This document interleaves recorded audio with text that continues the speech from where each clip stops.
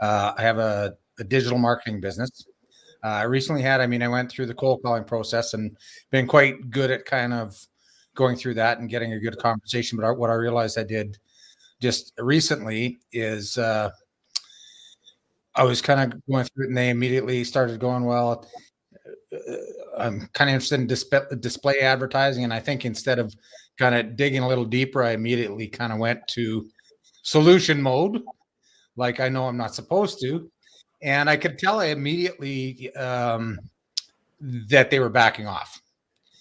So I guess I have a two-part question for you, because this has already happened in the past: how to re-engage them on email.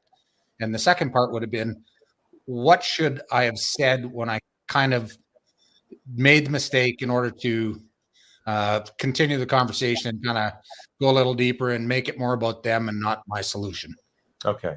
So first of all, if you find yourself tripping over your old way of thinking like you did there, and you went too far with someone like that, the first thing you want to do is you want to apologize.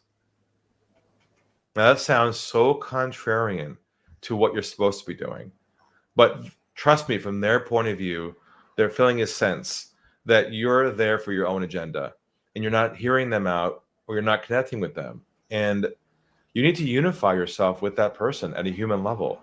And the way to do that is simply say this: look, just briefly, I want to apologize. I realize I made the assumption and that you may have an issue you may not have, and I started to talk you through display advertising. I apologize for that. I hope you'll forgive me.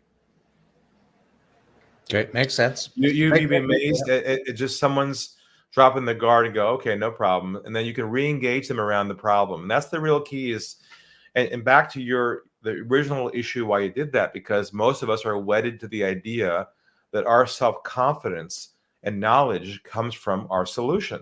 Hence why most people start with talking about what they know, which is the solution. What you have to do, Bob, is shift that confidence level to how good you are at knowing the problems that you help people solve and describing their issues. So in your case, you might say to them, would you be open to some different insights on how to bring more clients into your business without having to waste money on poor qualified opportunities?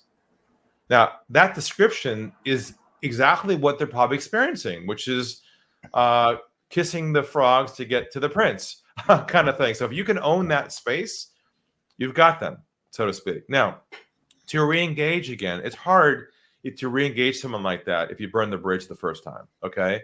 But if you want to re-engage folks again, you want to re-engage people. This goes to anybody who's following up with people as well. Re-engage them around the problem, not the solution. So the key philosophy shift here is you want to always be problem-centric. If you're problem-centric in your approach, you're always bulletproof, because you're not overstepping the bounds of the connection with them by assuming they need what you have. So in your case, you might write a note to him that says, again, I apologize for my brief conversation with you last week. I made the assumption that I shouldn't have about what we do, but I wanted to ask you this brief question. And then you plug in right there what I gave you around the problem statement. Does that make sense? Makes a lot of sense. Yep. Bob, you're a caring guy, and they got to feel that you care about them, and that's the way you are. If they can't feel that from you in your approach, unfortunately, the wall goes up and they shut you down. And I think you experienced that there. That's exactly what happened. Okay, Bob. Good to see you again. Yeah.